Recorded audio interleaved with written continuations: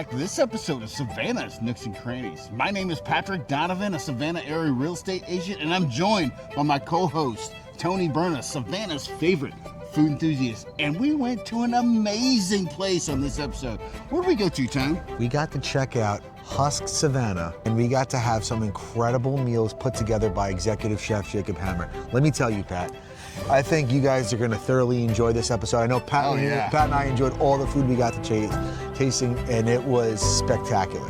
The footage on this one, I will tell you, because he got us in a private kitchen back there where he was able to show us the dishes, how he put them together himself. You guys are going to love it. I can't wait to see it. Let's go check it out. This is air traffic control. You're cleared for takeoff. Flight attendants, prepare for takeoff, please.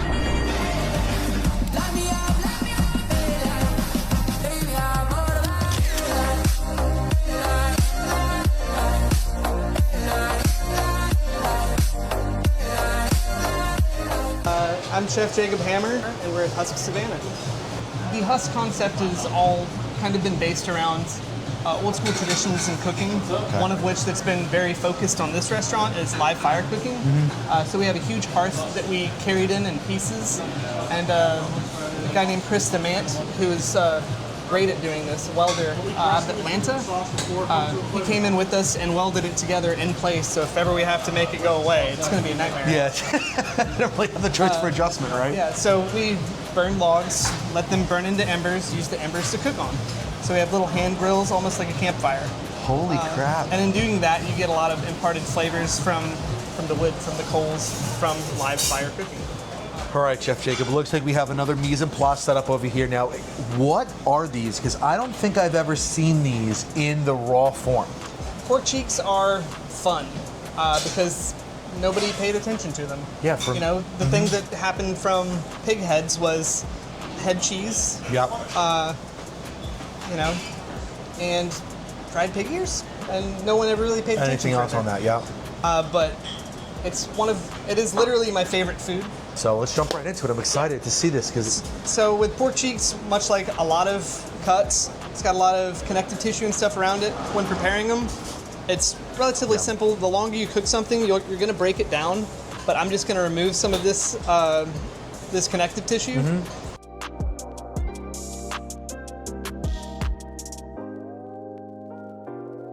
So I'm going to season these with, I've got a little blend of coarse and smoked salt again. Yep.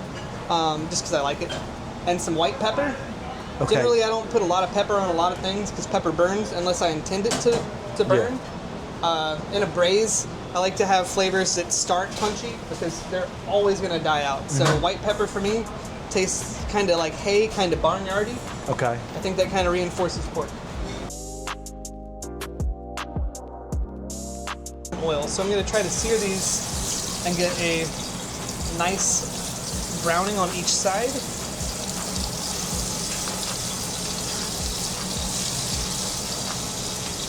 So we're going to cook spring onions with those peas, but I'm going to pull these guys out.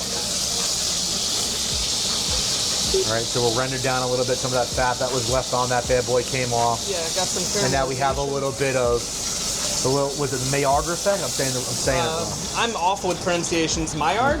Maillard, yes, the Maillard. That's Maillard or Maillard? Or as we would say as a home cook, the little brown bits. Yeah. So you've got a nice little bit of brown bits on the bottom, and that's great. Classic braising techniques, add Mirepoix. Onions, celery, carrots, I've got some herbs in there. I'm gonna do this because cooking this with a stock, as we will, we're just building flavors. Yeah. I'm gonna add a very generous amount for this size of red wine and bourbon. Red wine and bourbon. So we're gonna get a little bit of a flare up, right? With the bourbon in there, maybe. Well, we could if I let it. But we are with a trained professional, so it's not happening. Well, we don't need to. That's the fun part. So these are getting a little browned now, and that's kind of what I want. Because now I'm going to I'll add the peas first. Why not? We're adding those beautiful, beautiful peas in there. So I'll add these peas, and as they come up in temperature, I'll start doing other things with it. So with this braise, with pork especially, I don't like to cook out all of the alcohol. I like having a little bit of alcohol in the result. But yeah, like I said, I've done different iterations of this. But I love parsnips, I love pork cheeks, and the peas just kind of fell in my lap.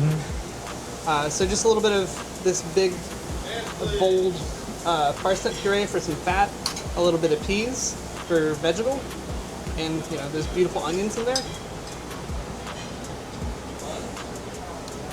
Now look at those. Look at those pork cheeks, man. Holy smokes.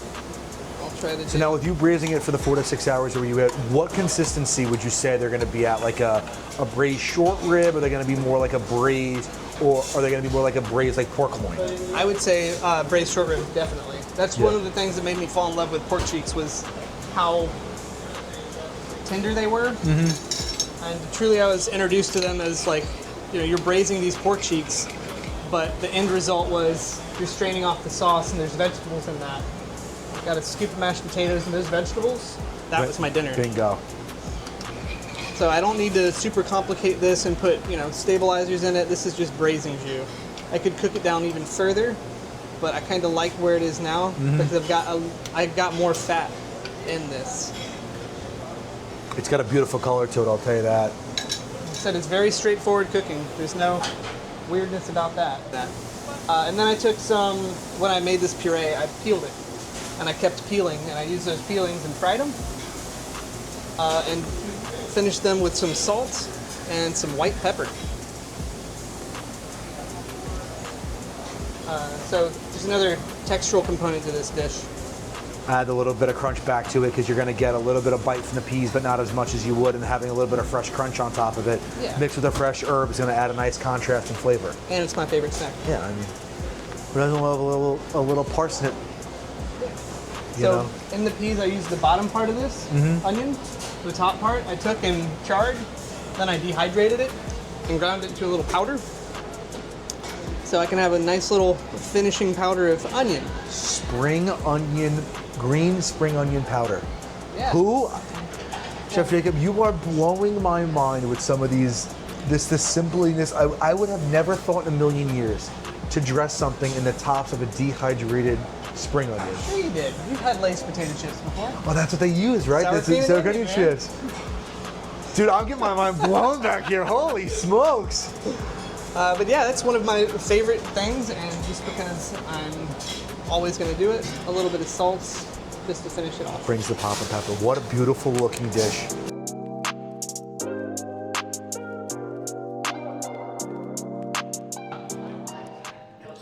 I think that this is absolutely delicious. I love pot roast. It is unreal to me how you can get pork to taste like beef. It's so subtle. It's not a salt bomb. Like when I grew up, I want to learn how to make this. When I grew up, you know, you got mama putting together, you know, Sunday dinner, and it was like a salt explosion in your mouth. This is not that, and you would think it would be because it's pork, but it's just delicious. I am a sucker for low and slow braised meat. Oh yeah. Wasn't it your husband that said he would like to bathe in brown gravy? Yes. And tzatziki? Yes. So this is his kind of meal. That's what he bathed in. Yeah. And I think people should branch out of their comfort zone and try some things sometimes, because this, you're missing out if you're not tasting it. Yeah, this is right up my alley. All right, so we have the privilege and honor here to get ourselves one of your, now is the beef tartare for you guys on the appetizers constantly, or is it something that rotates in and out? We have it on the appetizers constantly, but it does rotate in and out as well based on you know, volume of what we have, or you know, maybe we're still working on a new dish for that and want to flip it out and try something not done with it, you know. But that's the beauty of Husk, is we have the opportunity to change our menu every day. But beef tartare, this version is relatively simple, but it's a lot of fun. I always try to have beef tartare because I feel it a really responsible thing to do. I'm a big practitioner in, if you have something, use all of it. You know, nice, beautiful beef that's still very marbled. Yeah. I mean, strip loin's gorgeous, but you know, why would I grind that in a burger when I can give it a different format? So I've already cut this for ease of us, but I try to keep things very quick, Yes. if that makes sense. So beef, we're gonna mix with a few things. I've got a little blend of smoked and coarse sea salt that we actually get from South Carolina, from Love Bulls it. Bay Salt Company. And that because it's smoked and because it's both coarse is so it's not technically sea salt. It is sea salt, right? Yeah, it's totally sea salt. Yeah, but it's compared to a kosher salt or a what's Celtic salt, right? Yeah. So you have those fine grains that really Yeah. pop out and have a little bit more. And smoking obviously adds a more robust. This is going to be a flavor. little crunchy. Yeah, love it. So I'm going to give that 2 seconds. In the meantime, I've got some wonderful focaccia that we make in-house. Our pastry chef, Carissa's amazing. I'm going to set this over here to toast a little bit. And I'm assuming, but you scooping that out, it's going to be a little tallow that you guys rendered down, right? You got it. Look at that, huh? Look at me. That would be using context clues if we were using the English language. So ingredients that I'm going to put into this beef tartare is you always want to put fat in it. We made a black garlic and tarragon aioli. An aioli, for those who don't know at home, is just a flavored fancy mustard, right? Is that the best way? Not mustard, mayo. Mayo, sorry. Is the best way I can describe it. It's if mayo grew up and actually had some flavor to it. Yeah, I got some pickled beets because it makes a lot of sense. Who doesn't love pickle? Flavor of beet and the robust color of it adds such a nice layer to it, right? Pickled mustard seeds. Pickled mustard seeds? Yep. Wow. I'm gonna mix in some breakfast radish, a little bit of parsley, and yeah, this one's just parsley. No, parsley and tarragon. Love it. Okay, What a now vibrant we color. got Yeah, as you're pulling that. But what a vibrant color that you're mixing with here. Obviously, you have the red from the beets. You have, you know, the red and pink from the radishes. You have the aioli. You have the pickled mustard seeds. It just looks very vibrant. season this guy a little bit too. And something that I'm very aware of and I'll say passionate about is trying to make sure that all the dishes that we make are not so cerebral or in our heads or difficult because we're trying to be so fancy that we have a hard time executing them. Yeah. Additional garnishes to this, there has to be a nod to a classic on a beef tartare. Yeah. Beef tartare needs egg. So we slowly cooked some egg yolks to like a jammy texture, and I put a little smoke on it as well. So it's almost like if you're gonna have a soft-boiled egg. Holy smokes. Okay, and speaking of smoke, holy smoke, that smoked flavor that you're getting out of it's got to go out and give it a nice little depth of flavor that you're not getting with something else, right? Yep. Something that's fun, and I have just started incorporating really, Beef-Tendon. So I talked to our friends at Hunter Cattle and got some Beef-Tendon, and it takes forever to cook. I cooked these, simmered them in a pot for like 12 hours. Holy crap. Then put them in a pan and press them overnight so that they would freeze into like a solid block. Sliced it on a slicer, like prosciutto, like that thin. Dehydrated it and then put it in the fryer. So little crunchies. So instead of taking the, I don't want to say the easy way out, but instead of taking the path of least resistance of just doing like a potato chip or tortilla chip, using fresh beef tendon that takes over 12 hours to prepare. Yeah. Horseradish. You gotta have it on So there, a little right? bit of horseradish grated over top of it. I don't think I've ever seen horseradish in the root form. So I'm just gonna cut this toast in half so it's a little easier to fit on a plate. See if I can't make it pretty. It's lovely.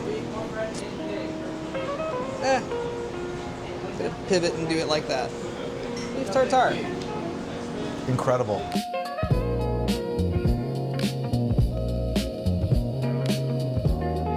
This dish is not only locally sourced, it also has, they smoked the egg yolks. Dude, How long does that take? Can't be long. they smoked the egg yolks, and these little crunkles and cratches, are these little crackle pieces right here, are beef tendon that Chef Jacob spent 12 hours breaking down, dehydrating, and then crisping them and frying them back up. So to see that whole entire process, the way it was being built in such a beautiful, small little dish. Yeah. You talking about this? Yes. This That is a beef tendon. A beef tendon chicharron, for lack of a better term. So this is the beef Tartare. tartare. I can't wait to jump on it and dive right in. Let's do it. Let's do stop it. talking about it. Let's just do it up.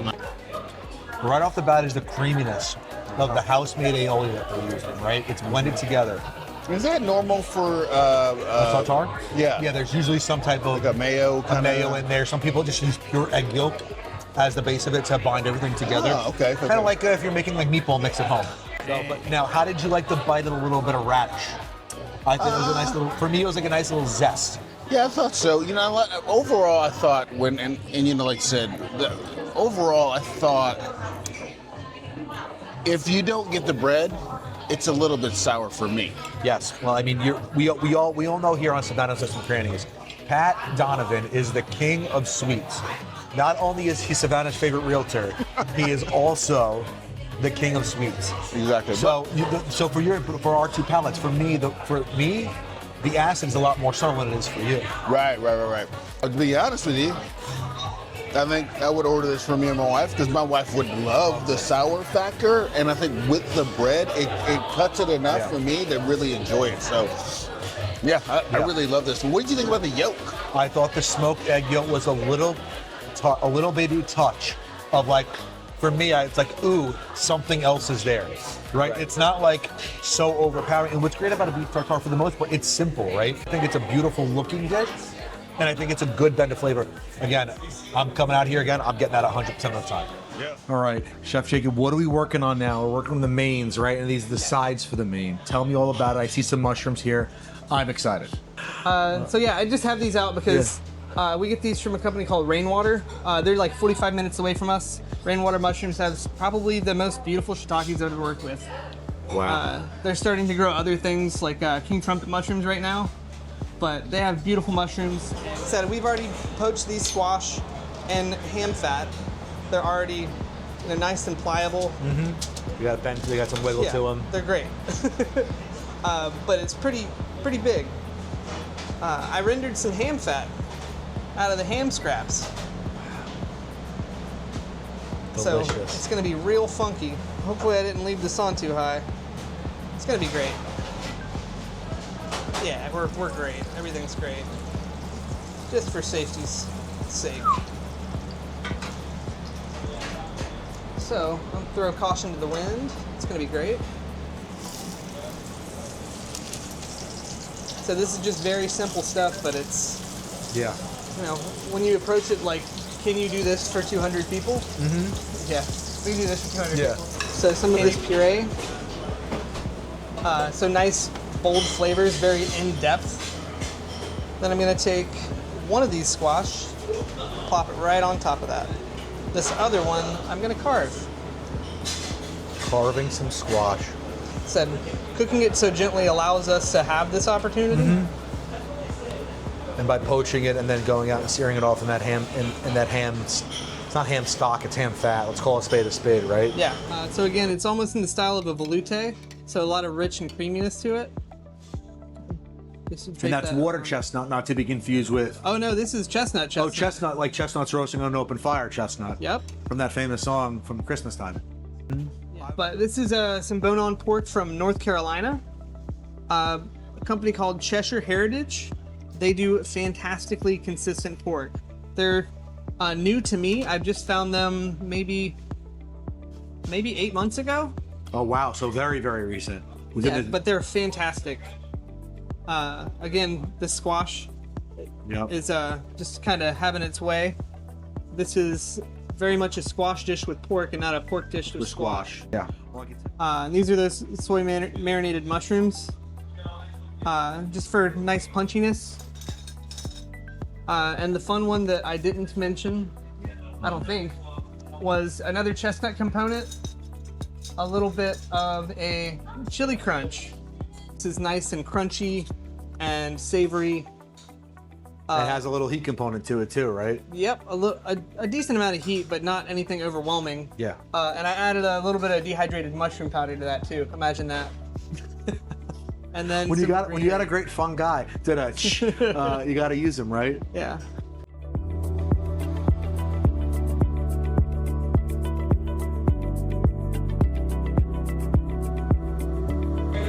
right, Tony, so there's a pork chop, but not just a pork chop, it's more than that, right? I mean, what really cool, the common trend that we'll find through Husk here is that they're using local farms, local farmers, and local ingredients. Right, that sign on the wall downstairs is of all their local farmers. All the local farms and where you get everything from. So we have essentially squash and it's a squash dish, as Chef Jacob said, with some pork. Okay. So we have this delicious butternut squash here that's cooked in poached first and then cooked in its own ham fat. Mm-hmm. And then you have it dressed with essentially like an Asian-style chili crisp oil. And then underneath it, that beautiful, luscious cream sauce is essentially like a creamed chestnut sauce, right? Like chestnuts. Yes, like chestnuts roasting on an open fire. Chestnut. I'd never had a chestnut cream sauce before, but man, let me tell you this as I bite another bite here. What a culmination and combination of flavors that you have here. What are you thinking about this, Pat? I love this a lot. I mean, by far, number one for me of the night, there's mushrooms, flavorful. Mm-hmm. The squash, flavorful. The pork, delicious. The chili sauce just adds like a whole thing that I wasn't expecting. Yep. Like when you said pork chop, I was like, okay, it's gonna be like a normal pork chop dish but I've never had pork chop with a chili sauce like this. Like, no. I could understand like a butternut squash but a chili paste, like it's a different. And then that chestnut is like it ties it all together. Wow, right? Factor going on. It feels like a roasted chestnuts on an open fire. I finished it off for you. Thank you, buddy. I felt like you left us short. Yeah, I left you a little bit. All right, Tony, we've had the tartare. Yep. Right. We had the pork that tastes like beef. Or pork cheeks, right? Mm-hmm. And then we had this incredible pork chop. So out of all the three dishes that we had, don't keep out the appetizers that we had before that. Which one do you find is your favorite dish you would recommend most of all of pork chop? Pork chop, hands down. But I think one of the things, but the pork chop for me, I'm not going to say that the beef cheek was incredible blend of flavors. Really enjoyed that, and I'm a sucker for beef tartare. All across the board, but if we're talking about like one recommendation, I'm going with the pork chop, hands down. Yeah, me too. Yeah. Absolutely, hands down. Huh? Yeah, bro. And that's it for this episode of Savannah's Nooks and Crannies, where we find the good stuff, one bite at a time. Next time, come check us out on our live show, March 31st. We're going live again. We had a great time the last time, don't you think? We did. It was we appreciate the feedback, by the way, and we appreciate everyone jumping in the comments. We had a great time going over one of our first episodes, the best margaritas in Savannah. This time we'll have Bill Viciccio of Rocky's Delicatessen on to go over a couple of the dishes that he put together for us and what is new and exciting on his end. Man, I can't wait. Bill was so accommodating, and then everybody from the Savannah Foodies Facebook group was yelling at us to go back to that place. So Bill was one of our favorite episodes and one of our first really behind the scenes episodes. So you guys definitely don't want to miss it. So stay curious. Stay hungry. Hey, bro, crank it up.